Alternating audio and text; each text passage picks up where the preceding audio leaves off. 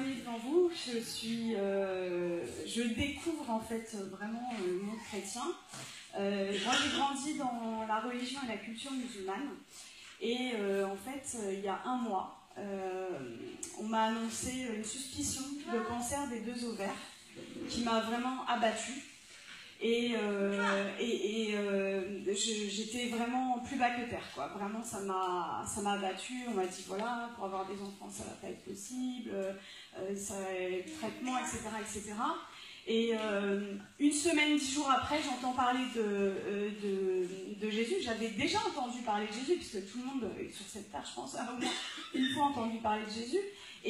Mais là, cette fois-ci, c'était très fort. C'était quelqu'un qui témoignait. J'ai beaucoup pleuré sur des vidéos sur Internet. Et le soir même, en fait, je me suis mise dans ma chambre, à genoux, pour la première fois de ma vie devant Dieu. Et j'ai dit, Jésus, si tu existes, moi, ça ne m'intéresse pas juste d'entendre parler de toi, en fait. Je veux te voir maintenant, tout de suite, je veux te voir. Et je veux te voir d'une façon que plus jamais je puisse douter de toi. C'était vraiment ma prière, du plus fond de mon cœur, du plus profond de mon cœur. Et il est venu en fait. Il est venu et en fait, si vous voulez, dans ses yeux ne sont pas comme les nôtres, c'est-à-dire qu'il y a tous les univers à l'intérieur. Et il m'a transpercé en fait en plein cœur avec son amour. Et il m'a donné une envie qui, pour quelqu'un qui a grandi dans la culture musulmane, est incompréhensible. C'est-à-dire qu'il m'a donné envie d'être baptisée. Je ne comprenais vraiment pas quoi. Parce que, voilà, dans ma culture, le baptême, c'est quelque chose de...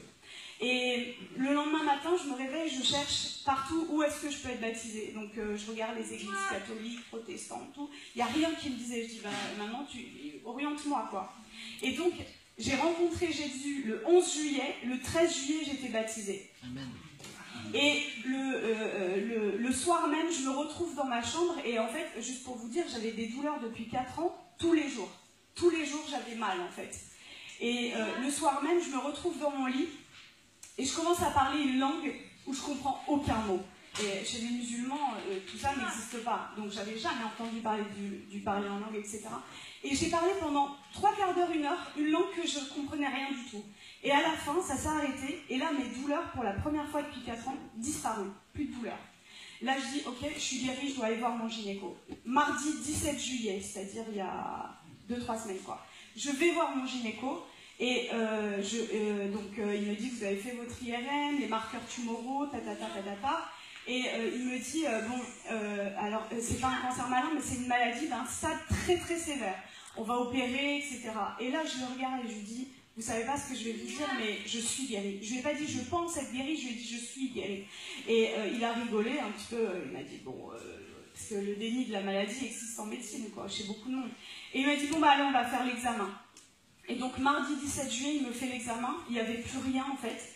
Et sur mon ovaire droit, il y avait 2 images. Donc, il arrive sur l'ovaire droit avec la sonde et il me dit, ah, il y a 2 images. Et il me dit, ah, mais attendez, ce sont les follicules de maturation. Les follicules de maturation dans les ovaires, c'est ce qui donne les ovules en fait, pour la reproduction. Et moi, j'en avais plus. Et là, il retire la sonde, il me dit, allez, vous allez m'expliquer ce qui s'est passé. Je lui raconte que j'ai rencontré Jésus, etc. Et il me dit, bon, écoutez, parce que je suis médecin juste à côté de chez lui, dans le cabinet. Il me dit, bon, moi je vous crois parce que je suis juif, mais gardez ça pour vous. Et j'ai rigolé, je lui ai dit, je veux que le monde entier sache que Jésus est vivant. Je veux que le monde entier sache.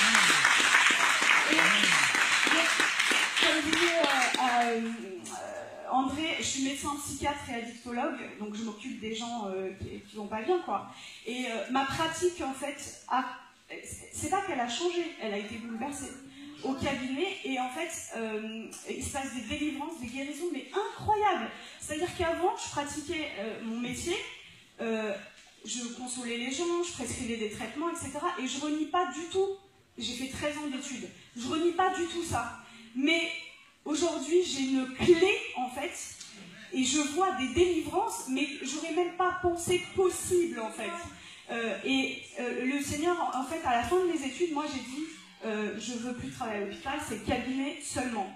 Et le Seigneur, là, depuis que j'ai été baptisée, m'a ramené à l'hôpital. Et je vais juste vous raconter, parce qu'en fait, c'est ce que je voudrais vraiment, mon message, c'est que la vie chrétienne, c'est des miracles et des prodiges de Dieu tous les jours, en fait. C'est ça, la vie chrétienne normale, et c'est ce que vous devriez tous vivre. Et si moi, avec ma famille, voilà, et ils sont musulmans, c'est pas facile. Mais si moi, en tant que médecin, en tant que musulmane, je prends le risque de parler de Jésus au moins 20, 30 fois dans la journée à des gens que je connais pas dans la rue, je vous encourage vraiment à le faire. Parce que c'est comme ça que le feu de Dieu augmente en fait en vous. Et je vais juste vous raconter en fait ma dernière garde à l'hôpital, dimanche, pas qui vient de passer, mais celui d'avant. Les infirmiers, ils n'y croyaient pas en fait. C'est-à-dire qu'on a passé une nuit blanche et il y a eu miracle sur miracle, sur miracle, sur miracle. Et je vous raconte juste un des cas, parce qu'il faut bien que je choisisse, une jeune femme, 2e année de droit, qui arrive amenée par ses parents, en fait, mutique. Ça fait une semaine, elle n'a pas dit un mot, mutisme. Et l'infirmier vient me voir, on a passé une nuit difficile, parce qu'il y a eu beaucoup de cas, et il vient, il me dit, bon, bah, tu vas voir, ça va être hyper facile, je viens de passer 1 heure avec elle, elle m'a pas sorti un mot. Et moi, dans mon cœur, je dis, mais c'est pas le projet de Jésus. Et j'arrive dans la chambre, je lui dis bonjour, je lui présente ma main pour lui serrer la main, et là, elle ne me répond pas. Et intérieurement, je fais une prière de délivrance au nom de Jésus. Et là, elle commence à me parler normalement, mais vraiment normalement, quoi. Et l'infirmier arrive 5-10 minutes après, il ouvre la porte et il nous regarde, et au lieu de venir s'asseoir à côté de moi, parce que bah, quand on voit un patient, en fait, le médecin et l'infirmier sont à côté, il va au fond de la chambre, il croise les bras, il nous regarde.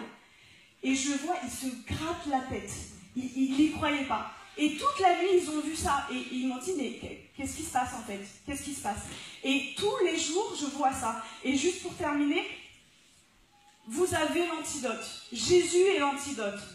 Vous avez un antidote. Le monde entier a le poison. Qu'est-ce que le poison? C'est de ne pas connaître Jésus. Ne gardez pas votre antidote pour vous. Partagez-le. C'est limite, je vais utiliser un terme médical, non-assistance à personne en danger. De voir des gens malades, des gens pas bien, et vous passez, et vous avez l'antidote. Ne gardez pas l'antidote, partagez-le, c'est ce que le Seigneur veut, quoi. Voilà.